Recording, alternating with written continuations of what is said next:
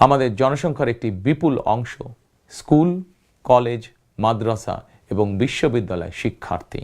জ্ঞান, বিজ্ঞান আর তথ্য প্রযুক্তির এই বিকাশমান বিশ্বে বাংলাদেশের কোটি কোটি শিক্ষার্থী, এইসব তরুণ তরুণীরাই বদলে দিবে আগামীর বাংলাদেশ।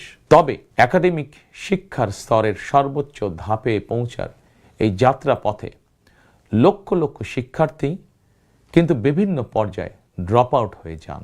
নানা বাস্তবতায় ড্রপ আউট হয়ে যাওয়া শিক্ষার্থীদের তালিকায় বিশ্বের যে কয়েকটি দেশ শীর্ষস্থানে রয়েছে, বাংলাদেশ তার অন্যতম।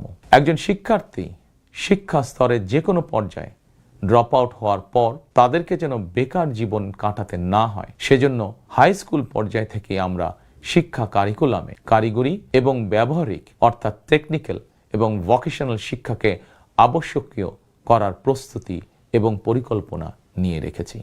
একই সঙ্গে দেশের জনশক্তিকে জনসম্পদে রূপান্তর করতে বাংলা এবং ইংরেজির পাশাপাশি হাই স্কুল পর্যায় থেকে সিলেবাসে তৃতীয় আরেকটি ভাষা শিক্ষার ব্যবস্থা রাখার সিদ্ধান্ত এবং পরিকল্পনা আমরা গ্রহণ করেছি। আমরা মনে করি একজন ব্যক্তির একাধিক ভাষা জ্ঞান থাকলে বিশ্বের যে কোনো দেশেই কর্মসংস্থানের অভাব হবে না। বৈশ্বিক চ্যালেঞ্জ মোকাবেলা করে একজন শিক্ষার্থী যাতে যোগ্যতম হিসেবে এগিয়ে যেতে পারেন, সেই চিন্তাকে সামনে রেখেই আমরা শিক্ষা বিশেষজ্ঞদের গবেষণা এবং সুপারিশের ভিত্তিতে শিক্ষা কারিকুলাম পরিমার্জনের পরিকল্পনাও চূড়ান্ত করেছি।